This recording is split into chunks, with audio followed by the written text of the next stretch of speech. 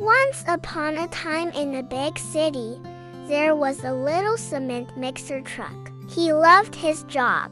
Every day he would mix cement and deliver it to the construction site where they were building a new road. One day the little cement mixer was mixing cement as usual when he heard a loud crack. He stopped his work and saw a big crack in the road.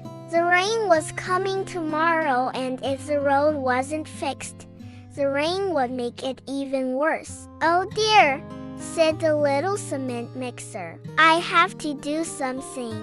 He knew he couldn't fix it alone, so he started to look for help.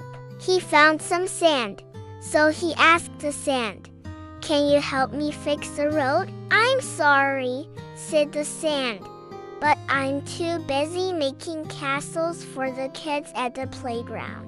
He found some gravel, but the gravel was too busy making a driveway for a house. He even asked the giant excavator, but he was too busy digging a hole for a new swimming pool. The little cement mixer was very sad. No one wanted to help him. Just then he saw the dump truck. He quickly asked, "Can you help me fix the road? If we hurry, we can finish before the rain."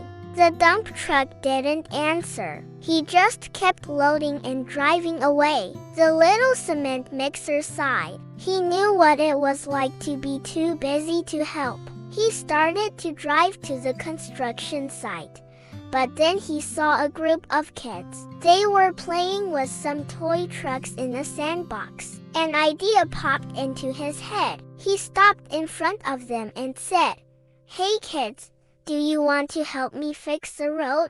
If we hurry, we can finish before the rain."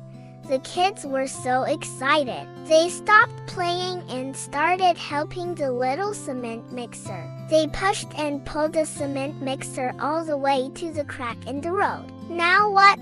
asked one of the kids. The little cement mixer had another idea. He said, "We need to pour the cement into the crack to fix it."